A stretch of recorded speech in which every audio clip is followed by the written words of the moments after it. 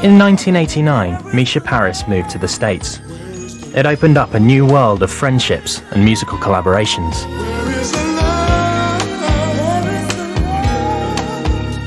Everyone was talking about this American singer, Will Downing, and he just happened to walk past the studio. And he just came downstairs and he started warbling on my records, and my God, what a warble. Will came up with the idea of Where Is the Love? Everybody loved it. It was a big hit for us. Yeah. You told me that you didn't love me, and you were gonna say goodbye.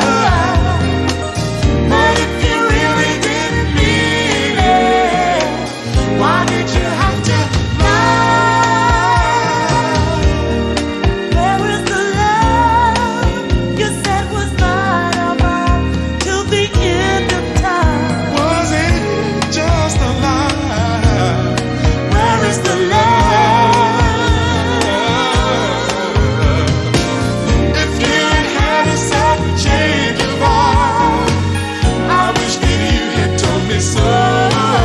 Mica's drive and determination meant she demanded the highest standards from her record company. You got to let me know.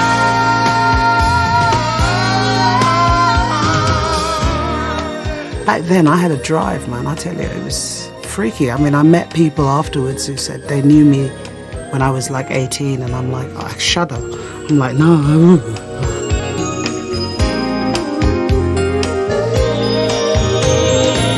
I wish I'd never met you. I'll never forget that meeting.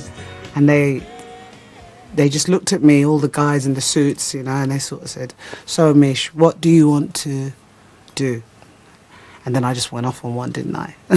It's like, I want to make a really great album. I want my album to last the test of time. I want great songs that move people. Because you got to remember, I come from the church, remember? So everything in my mind has to be about moving people, because that's all I know. And they loved it. They loved what I was saying, you know. Island Records took her at her word, offering her songs with real soul like Breathe Life Into Me. When I heard that song, I just said, that's it. That's exactly the record I want to make.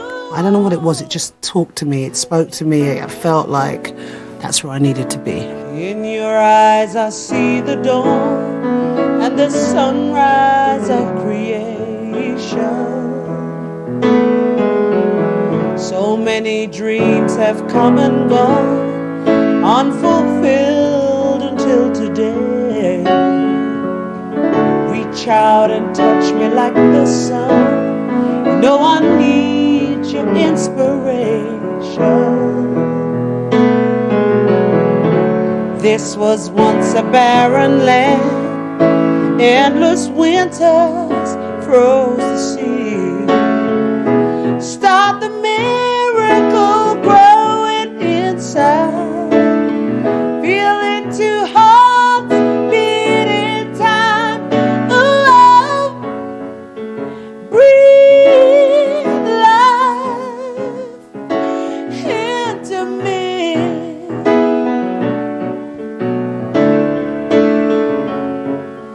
Breathe life, breath of love, in a world where life goes on. Through the forest, through the sea, send a message of eternity. All nature's secrets have their code. Only your love holds a key. When I'm singing a song, it doesn't matter if it's a gospel song, if it's a rock song, or a jazz song, I'm still singing in a gospel way. To survive. I just move with the notes and feel what's happening around me and go with that. There are jazz elements in my voice as well. Music to me doesn't really have boxes. It's just music, you know? I feel it and I just go with it. No, the search is never easy. It's a swim against the tide, and the chances are 1,000,000,000 to 1. Touch me with perfection. I feel your and a new life has begun. Come on, baby, breathe your life into me. Mica was a prodigy, but after only a few years at the top, she began to feel disillusioned with success. Touring constantly, flying all over the place, living out of a suitcase, coming home to no one, just an apartment, and everyone telling me how great I was, and it was a lot. It was great, but it was a burden, and I felt an incredible loneliness because I didn't have anyone flying with me. When I was flying to the States and working out there and everything, I was always alone. And in your teens, I think it's really tough. It's tough to be living that kind of jet-setter lifestyle. I mean, you might be on a private jet every 5 minutes, and that's kind of fun at first, but then after a while, you just sat there going, got no friends, got no one with me. All I've got is the record company person and the manager, and I don't really have a life.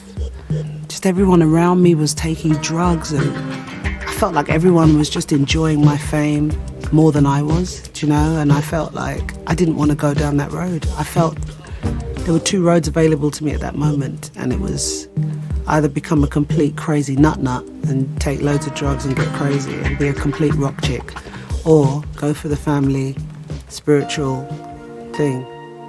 Motherhood made Mica realise what was important in life. She'd grown more commercially successful, but had begun to lose control of her career.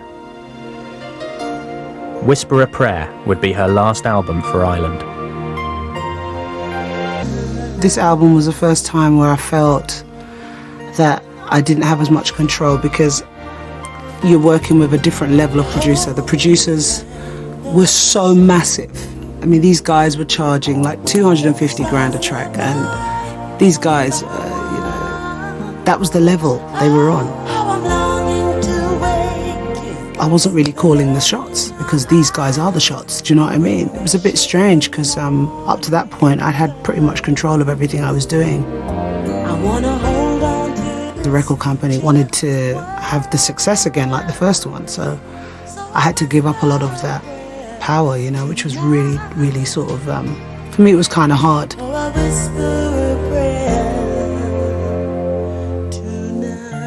It proved too hard.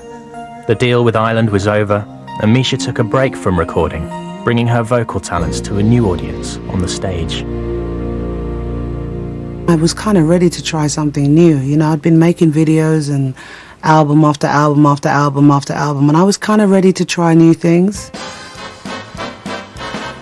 I was approached by the guy that did Five Guys named Mo. He had an idea for another show, and he approached me to be the lead character in this new musical idea that he had. And then they asked me to do Mama I Wanna Sing, which was Shaka Khan, because Shaka Khan and I have been friends for a long time, and she called me and said she was doing this play and she's coming out of it and she thinks that I should take over from her. So I was like, I don't know if I can, because, you're a tough act to follow, do you know what I mean? And she's like, no, girl, you got to go in there, you got to do your thing. I was like, okay. So I went to watch the show and I saw her in it and I thought, it's church. It's what I know, so I can do this. And did that, and it was very successful. Mama, I want to sing, baby, let me sing, I want to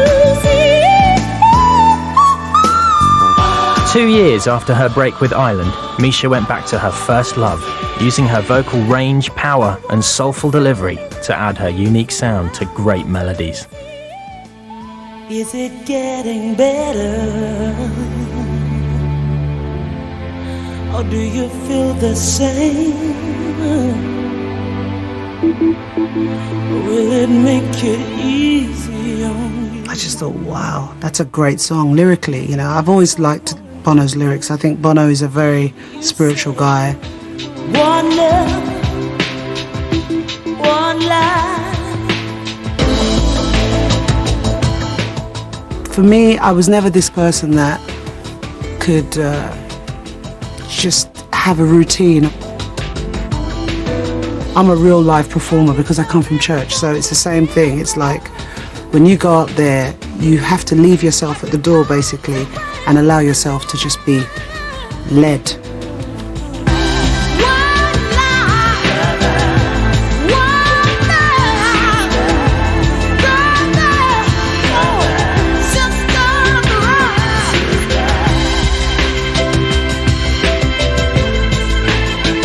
Coming from the church, for me, it was just a walk in the park singing that kind of song. It felt very normal for me to sing it because it's what I really represent in terms of my upbringing, and it's such a powerful song.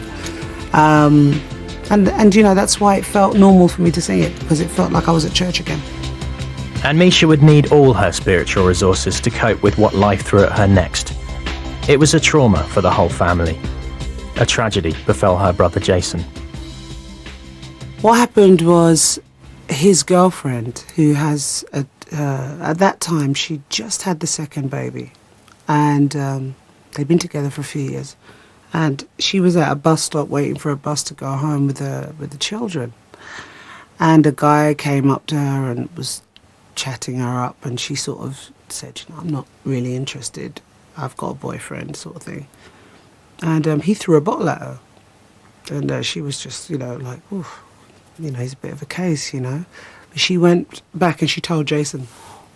So he went to confront the guy, and he went to the guy's house, and the guy opened the door after a long time, and they had a bit of an argument and whatever. And I think the guy was very intimidated by Jason, because Jason's really tall, you know, he's a tall guy.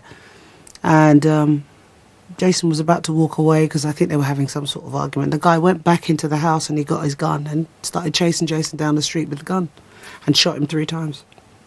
And then he died outside. He died outside his house. He made it to his house. And his girlfriend, he died in her arms. It was so sad. Still in deep shock, Mica Paris and her mother Yvonne are trying to come to terms with the murder. One of 6 children, the close-knit family say Jason's death has left a void in their lives. I got the phone call and I was just taking my daughter and my niece out for lunch. I'll never forget it. I was living in Maida Vale at the time, and my sister called up, my eldest sister called up, and she said, Mish, and she was hysterical on the phone. And she said, Mish. And she said, Jason. I said, what's wrong with Jason? She said, Jason's dead. And I'm like, what do you mean dead? Come on. You mean he's hurt or something? He hurt himself or something's wrong with him? Or she said, no. And she was just screaming down the phone. And I stood there paralyzed, you know, because I didn't know what else to do. I was just like going, dead? You're having a laugh. Can't be dead. And then I've got my niece and my daughter standing in front of me, and I've got to tell them now, you see, because they adore him, because he's really good with kids. He was great with kids. And my daughter, that was like her best mate. So I have to look at them and I have to tell them, and I tell them, and it was a nightmare. It was a terrible day. Terrible. It's terrible because it's different when someone dies of an illness, you know, but when someone is shot and murdered,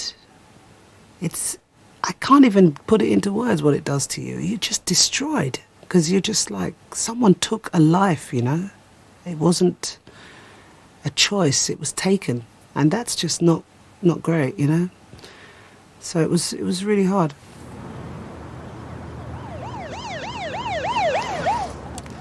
You don't know how you cope, because after that there was a lot of media running after us, and we had a lot of press going on, and they found the killer very quickly, which was great. And then I did a campaign for Trident gun crime, because until that point I didn't know that the gun situation in London was that bad. I didn't know. I didn't realise it was happening like every day.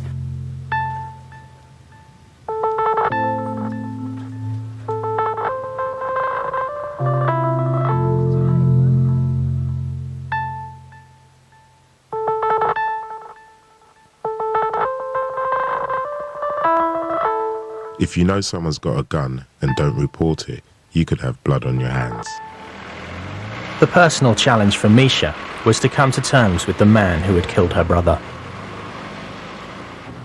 You can continue the hate, you know, like you can go to the court, look at the guy who did it and say, I really hate you and I want you to die as well. But to me, it's more like, when I looked at him, I felt pity when I looked at the guy, because I just thought, he just looked so sad, this guy. He was just not he wasn't a happy guy, you know. You could look at him and see that this guy has got really issues, you know. My belief in a higher power has definitely helped me through all of the stuff that I've been through. It's been a hard road, and I do believe if I didn't have that faith, I don't know if I would have made it. When you lose something precious like a person that you love, you really see the real meaning of life. You know what I mean? And you sort of you appreciate every minute you have.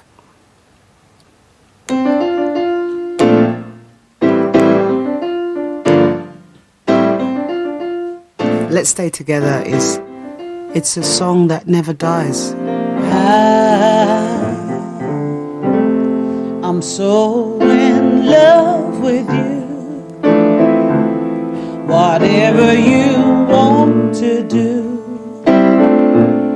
is alright with me. You make me feel so brand new.